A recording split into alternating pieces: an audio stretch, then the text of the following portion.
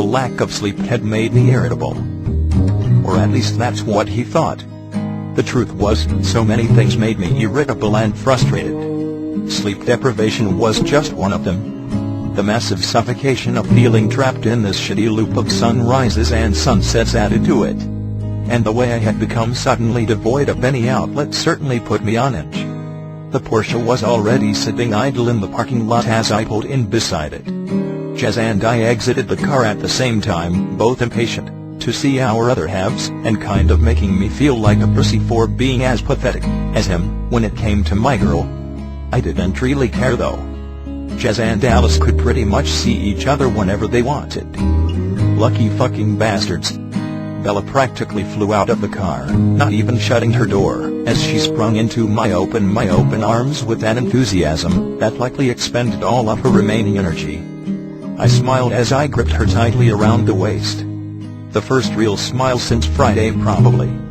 She giggled lightly as I took her face in my hands, and began planting little kisses all over her face.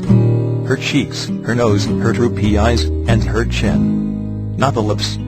Her smile was a little more genuine as she wrapped her arms around my waist and gazed up at me. "How was your weekend?" she asked, still smiling as I slid my hands underneath her hood and massaged her scalp without lowering it. She sighed, and it was warm and soft against my fingers. I watched as her eyelids began to fall under the relaxation of the massage. Shittier than a mate's bathroom on 99-cent burrito night.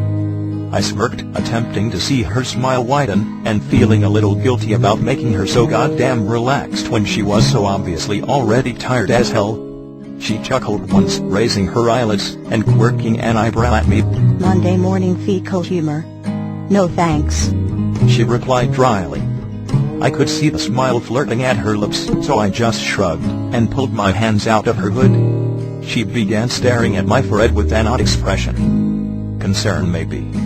One corner of her lips turned down tightly, and she released my waist, as her gaze remained fixed on that same spot on my head. I began feeling all fucking self-conscious, battling with the urge to turn to my car door, and check my reflection in the window real quick.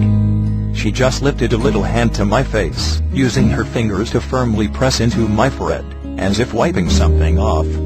When her hand returned to her side, her frown deepened, and she sighed, finally meeting my quizzical gaze with a forced grin. I couldn't decide what she was so concerned about, but I took her hand in mine, and began leading us away from the cars with one sly glance in the window of Tyler's van. As we passed it, there were no marks or smudges on my face, so I shrugged it off and inwardly rolled my eyes at my sudden lack of confidence. Her feet were dragging, and I was actually a little twitchy from the uppers as I snaked my arm around her waist and led her across the quad. All Bella and I had was school.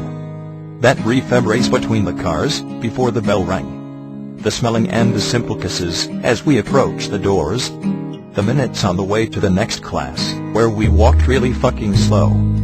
And just like with every other class, we didn't want to let each other go when we reached the door. She looked all fucking sad as she leaned up to give me a soft kiss on the cheek, and shuffled through the doorway to her desk. This was what our relationship had been reduced to. Instead of me just walking her to class, it was 7 goodbyes a day. I watched her get settled into her seat at the back of the class, before I walked to my own, fucking glaring at all the assholes eyeing me in the halls. Everyone was always eyeing me nowadays, making me feel impossibly more suffocated and scrutinized, and I already was. I just gave them all a fleeting look that clearly illustrated my irritation. Yep, I'm in a really shitty mood. So fucking what? Move the hell on. It all began again as I got to my first class, and settled into my seat for another hour-long lecture on something I could barely recall by the time the bell rang. I could feel the numbness settle in again with every hour of rest I successfully evaded. The way things became unclear and murky with the sleep deprivation, like static fuzz in the background of a really bad foreign movie. It became progressively more difficult to pay attention in classes once again, harder to let the little shit slide that pissed me off, harder to relax under the strain of it all, and I was so used to this numb and irritation. By third period, the numbness and irritation was saturating every cell in my body. I was impatient in my seat to go get Bella from her class for lunch, drumming my pen on the surface of my desk, and annoying everyone around me while I shot the clock on the wall furtive glances. The teacher had stepped out to take a call, while we were supposed to be doing our literature assignments. I had already forgotten what it was about and was simply leaning back in my chair with my boots propped up on the empty seat in front of me, when smelly motherfucker leaned over the aisle. The drumming of my pen became louder and quicker in anticipation, because I wasn't sure I could handle this shit from him today. PSSSST, he hissed from my side covertly to gain my attention. My jaw clenched and I didn't meet his gaze as my pen clicked the wood surface rapidly. "You got a pen, man?" he asked in a whisper, just like he did every day. Unfucking believable. That was just it. I dropped my feet from the desk and sat up straight in my chair, leaning over to fish a plain BIC pen from the front compartment of my school bag. When I rose and turned to him, the expression on my face made his grin fall. He backed away from me dubiously as I shoved the pen into the empty space over the aisle. "Look here," I paused as I struggled to remember his name. "Ben." I spat, deciding if it wasn't his name, it would have to do. "Take this goddamn pen," I snapped angrily, tossing it onto his empty desk as I narrowed my eyes. "Protected like it was the only piece of pussy you'll never get," he gulped loudly, and I could feel everyone's eyes on us, but I couldn't give a shit as the frustrations welled inside of me at his insolence. I leaned in closer to him over the aisle, lowering my voice so only a select few motherfuckers could hear me, and so help me fucking God, I growled, making his eyes widen. "If that goddamn pen isn't in your hand tomorrow, I will break your fucking fingers." I injected as much venom into my voice as possible in my sluggish state. The bell finally rang as the threat left my mouth, and even though he looked all fucking terrified and offended at my suggestions he'd never get laid, I just shot up out of my seat and snatched my bag up off the floor to leave, ignoring the snickers and whisper behind me as I exited. My girl was waiting for me like always in her seat, slumping over her bag in her lap and looking on the verge of a nap as I leaned against the door frame. She met my gaze, rising from her seat and shuffling towards me as our smiles widened in anticipation for lunch. Because a whole fucking hour was a lot to us, I led her from her trig class to the lunchroom, holding her tightly and hitting the way her feet were barely lifting off the ground with her exhaustion. I just held her tighter, because it was all I could fucking do. We were the first to the table, as usual, enjoying the rare moment to sit down and be alone sort of. Then my girl started unloading her bag because she had been bringing in food every day for lunch. I fucking frowned at the brown paper bag as she slid it in front of me. "Christ, Bella.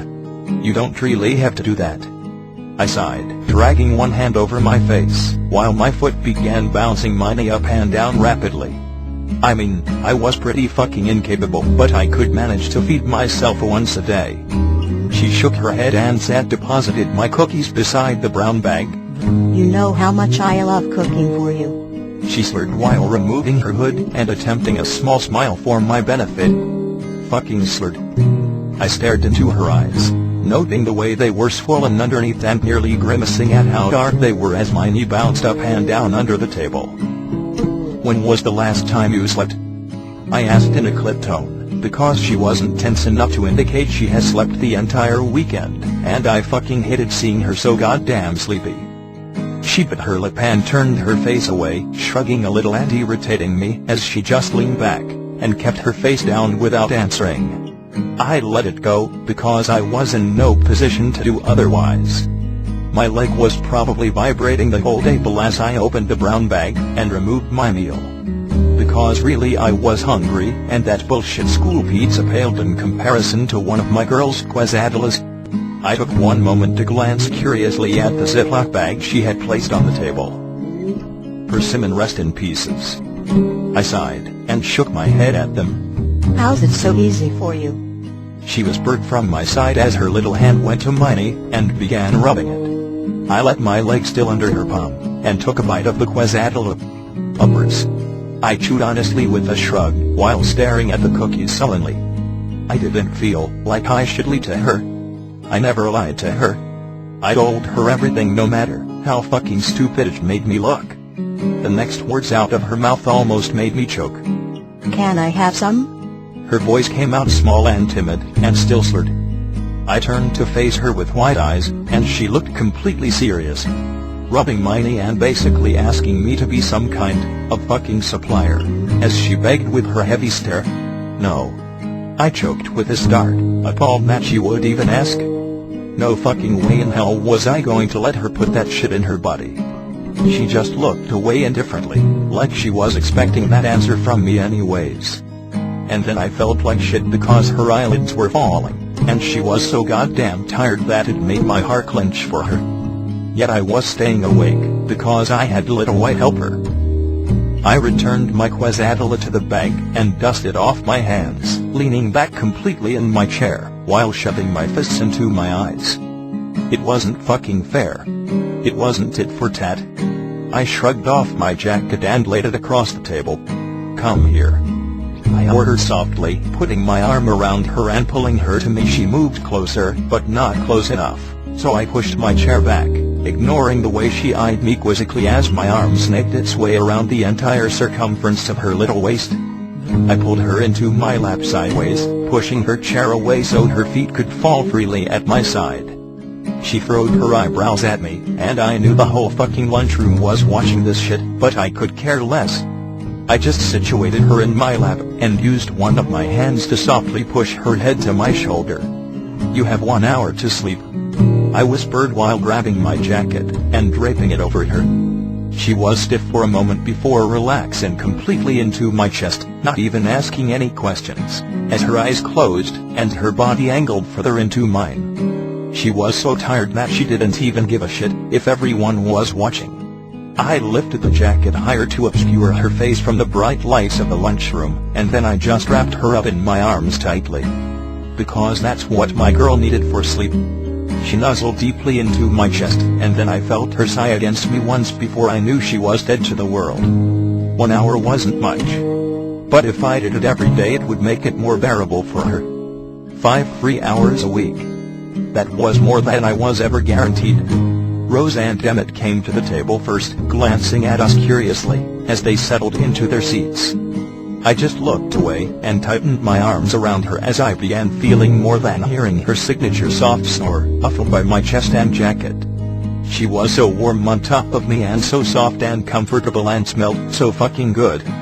I was getting drowsy myself as I held her, feeling her rhythmic breathing against me while the hand lying flat on my chest began twitching lightly under the black jacket covering her. Jez and Alice came next, and I looked everywhere but into their eyes as I tightened my grip and felt the stares boring into me. My gaze was fixed on the table in front of me as they slid their chairs out and got seated. Then it was just fucking silence all around. No one spoke, and it was making me uncomfortable. They all got her cookies. They should have known she needed it. I was still hungry, and that goddamn quesadilla was eyeing me from behind the rumpled brown paper and just fucking begging me to pick it up and eat it. But I didn't want to wake her up or lessen my hold on her, lest it not be adequate enough to make her feel safe. So I sat utterly still in the chair. Not stiffly, but just leaning back, and relaxed, while I matched my breathing to hers. Jez used his usual technique to break the palpable tension. Getting a happy ending under there, man. He snickered crudely from across the table.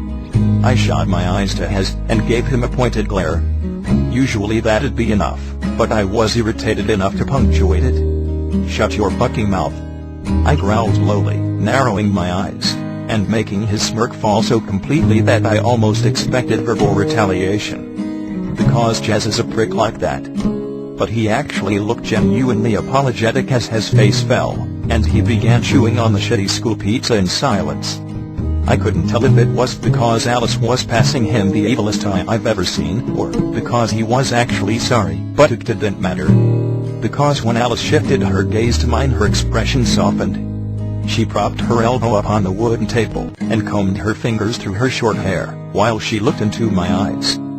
They were a deep brown, and I was just now noticing it, as she cradled her forehead in her palm, and held her hair back, but her eyes were the same shade of brown as Bella's. Thanks. She sighed, closing her eyes and shifting them down to her food. She looked so fucking afflicted, and I wasn't sure what she was thanking me for.